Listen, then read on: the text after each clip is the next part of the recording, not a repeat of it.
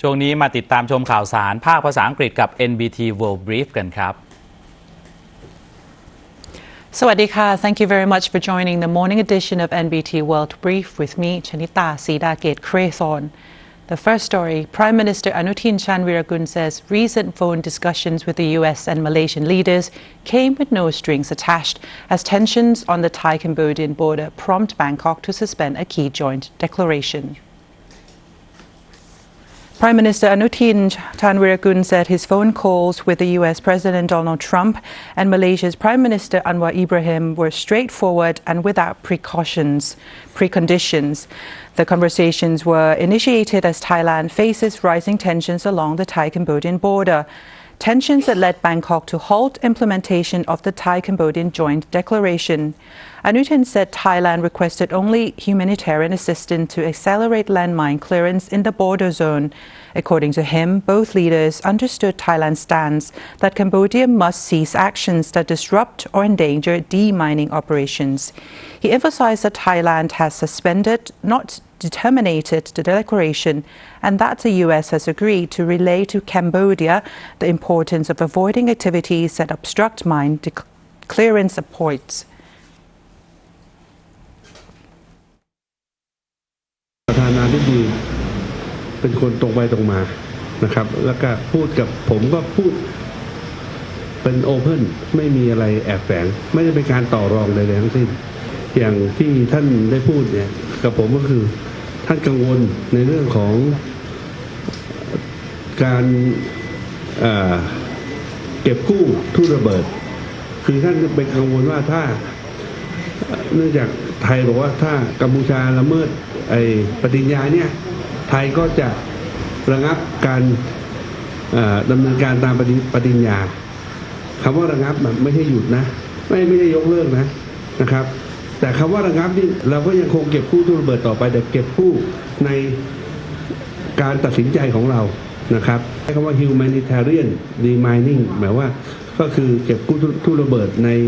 ด้านความมนุษยธรรมซึ่งก็ตรงกับสิ่งที่ประธานาธิบดีทรัมป์เขาต้องการเพราะฉะนั้นตรงนี้ก็เคลียร์เขาก็แฮปปี้เลยว่ายังจะทำอยู่ใช่ไหมถ้าทำอยู่โอเคเลยเดี๋ยวเขาจะไปพูดกับกัมพูชาว่าในจุดนี้เนี่ยต้องอย่าให้มีการขัดขวางนะครับให้เร่งทำงานกู้ทุ่นระเบิดให้มากให้เร็วที่สุดResponding to the questions about whether trade issues, including U.S. tariffs, were tied to the phone calls, Anutin said they were not. The Commerce Ministry has already paused trade negotiations before his phone calls. Thailand still hopes U.S. tariffs, currently at 19%, can be reduced in future discussions, but Anutin said all negotiations must be based on mutual benefit. On whether Cambodia has apologized after the suspension, Anutin said Phnom Penh has expressed regret, but not issued a formal apology. Diplomatic engagement will continue, he added, but full cooperation depends on Cambodia ending these actions that threaten Thailand's security. Following the Supreme Court's ruling ordering former Prime Minister Thaksin Shinawatra to pay 17.6 billion baht in the Shin Corp tax case, the Finance Ministry has reaffirmed that it is acting fully within the law. Deputy Prime Minister and Finance Minister Nitithan Prapat reaffirmed that the Supreme Court's decision must be honoured. The Revenue Department has been tasked with implementing the ruling without delay under its established procedural framework. The Finance Ministry insists that the case demonstrates adherence to the rule of law and reflects its commitment to fairness and accountability. เรื่องนี้ก็ต้องทำตามคำพิพากษาตอนที่ได้มอบให้พวกสรรพากรได้ไปพิจารณาในรายละเอียดนะครับก็คงต้องดำเนินการตามขั้นตอนต่อไปก็คิดว่าก็เป็นคำพิพากษาของศาลนะครับพวกเราก็ต้องปฏิบัติตามนะครับส่วนขั้นตอนรายละเอียดมอบกรมสรรพากร On this development, the Finance Ministry's Permanent Secretary Lawaron Sangsanit said that the Supreme Court's decision validates prior assessments made by tax courts, confirming the department's authority to levy the tax, penalties, and accrued interest. The ministry also acknowledged public curiosity about assets registered under Thaksin's children's names, with further clarifications expected soon. In Trat province, the Navy's Special Task Force took media crews to the Ban Chamrak border area, where humanitarian demining teams are working to clear landmines following the recent discovery of PMN2 mine on November 17th. The operation is led by the Navy's Humanitarian Mine Action Unit. Their mission to sweep more than 400,000 square meters of former battlefield stretching 2.4 kilometers across Ban Chamrak and Ban Nong Ri and restore the land for safe civilian use. The clearance campaign began on October 30th and will continue through April 2026. Head of the unit, Lieutenant Commander Pisanuk Gaola Sang, says mines are still being found regularly, most of them anti-personnel devices and mortar rounds left behind from the Khmer Rouge era from 40 years ago. Even today, teams continue to uncover hazardous remnants as they work. A soldier operating the armored mine-clearing vehicle who asked not to be identified explained that the machine plays a crucial role in preparing the ground before bomb disposal teams move in. The equipment reduces risks for personnel and speeds up the safe clearance process.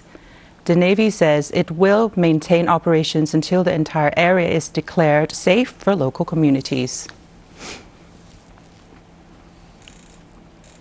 Thai authorities are bracing for another round of high tides in central Thailand as floodwaters continue to affect many provinces.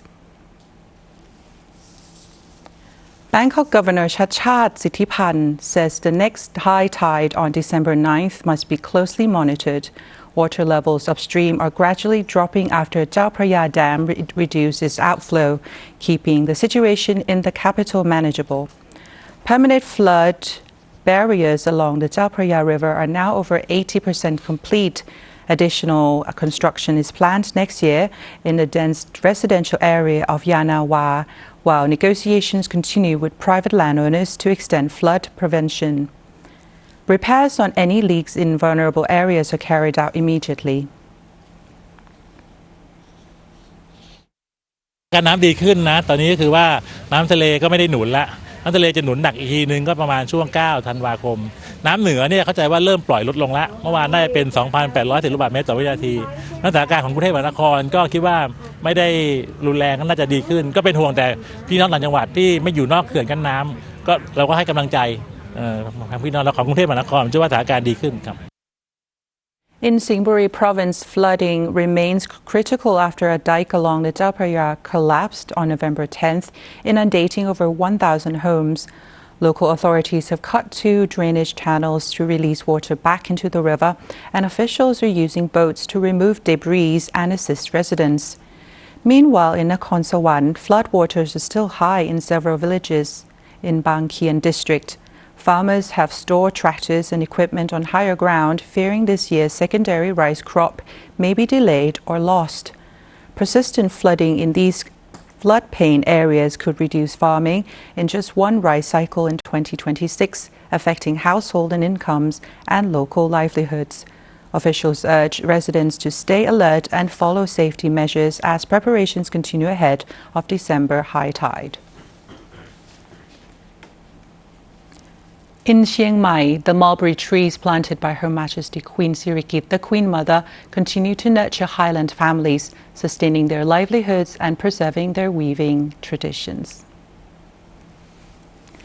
The mulberry tree on the C. Sake 33 variety planted by Her Majesty Queen Sirikit, the Queen Mother, back in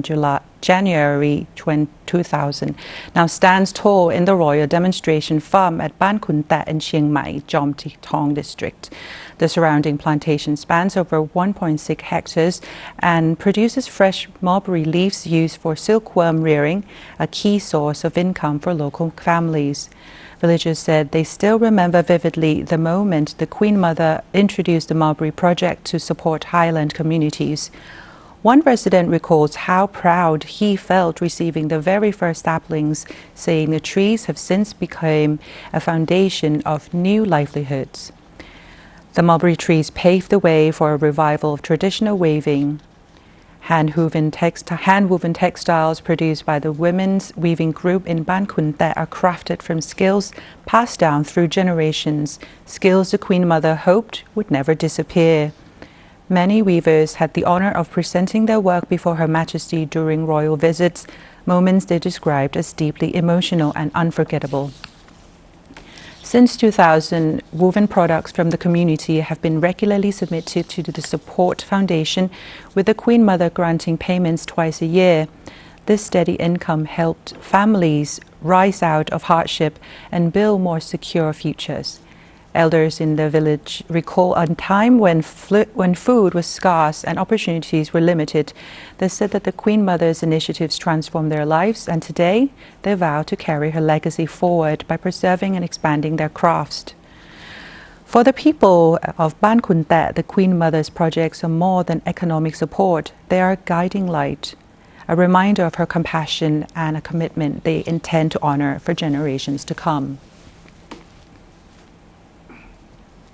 And that wraps up our morning edition of NBT World Brief. Stay connected with the latest development and more stories. Just scan the QR code on your screen to access all of our coverage across all media platforms. Until next time, I'm Shanita Sidakit Krathon. สวัสดีค่ะ